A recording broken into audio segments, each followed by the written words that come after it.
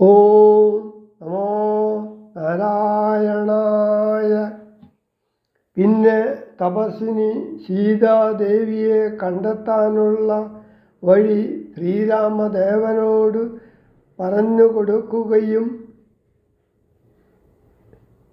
ദേഹത്യാഗം ചെയ്തു മുക്തി പ്രാപിക്കുകയും ചെയ്തു.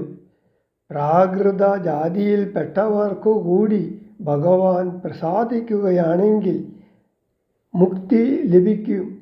ശ്രീരാമചന്ദ്രനെ ധ്യാനിക്കുകയും ശ്രീരാമ മന്ത്രം ജപിക്കുകയും കഥ കേൾക്കുകയും ചൊല്ലുകയും ശ്രീരാമ ഭക്തന്മാരെ പൂജിച്ചു കൊള്ളുകയും ജഗൽ സർവവും ശ്രീരാമമയമായി മനസ്സിൽ കാണുകയും ചെയ്താൽ ഭഗവാനോട് ഐക്യം പ്രാപിച്ചിടും. ഇങ്ങനെ പരമേശ്വരൻ പാർവതിയോട് ശ്രീരാമവൃത്താന്തം അരുൾ ചെയ്തതു കേട്ട നേരം ഭക്തി പൂണ്ട് പരവശയായി ശ്രീരാമനിൽ മനസ്സുറപ്പിച്ചു രുദ്രാണി ലയിച്ചു. പൈങ്കിളി പൈതൽ ആനന്ദം പൂണ്ട് ജയിച്ചിടുകെന്നരുളി. ഇത്യധ്യാത്മരാമായണേ ഉമാമഹേശ്വര സംവാദേ ആരണ്യകാണ്ഡം സമാപ്തം. എങ്കിൽ ഞാൻ അഗ്നിപ്രവേശം ചെയ്തു ഭവൽപാദ പങ്കജത്തോടു ചേർന്നു കൊള്ളുവാൻ തുടങ്ങുന്നു.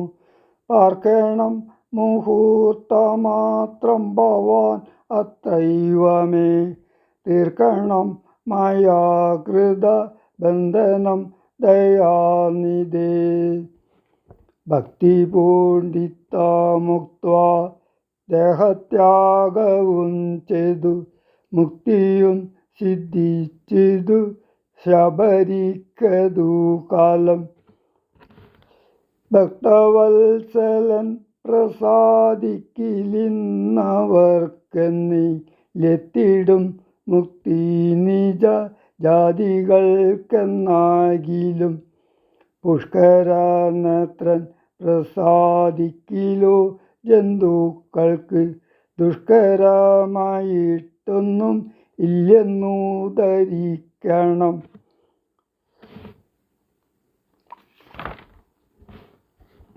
ശ്രീരാമഭക്തി തന്നെ മുക്തിയെ സിദ്ധിപ്പിക്കും. ശ്രീരാമ പാദാംബോജം സേവിച്ചു കൊള്ളുക നിത്യം. ഓരോരോ മന്ത്രതന്ത്ര ധ്യാനകർമാദികളും ദൂരെ സന്ധ്യജിച്ചു തൻ ഗുരുനാഥോപദേശാൽ ശ്രീരാമചന്ദ്രൻ തന്നെ ധ്യാനിച്ചു കൊള്ളുക നിത്യം. ശ്രീരാമമന്ത്രം ജപിച്ചിടുക സദാകാലം. ശ്രീരാമചന്ദ്ര കഥ കേൾക്കുകയും ചൊല്ലുകയും ശ്രീരാമഭക്തന്മാരെ പൂജിച്ചു കൊള്ളുകയും ശ്രീരാമമയം ജഗൽ സർവമെന്നുറയ്ക്കുമ്പോൾ ശ്രീരാമചന്ദ്രൻ തന്നോടൈക്യവും പ്രാപിച്ചിടാം. രാമരാമേതി ജപിച്ചിടുക സദാകാലം. ഭാമിനി ഭദ്രേ പരമേശ്വരി പത്മേക്ഷണേ. ഇത്തമേശ്വരൻ പരമേശ്വരിയോടു രാമ ഭദ്രവൃത്താന്തമരുൾ ചെയ്തതു കേട്ട നേരം ഭക്തി കൊണ്ടേറ്റം പരവശയായി ശ്രീരാമങ്കൽ ചിത്തവുമുറപ്പിച്ചു ലയിച്ചു രുദ്രാണിയും.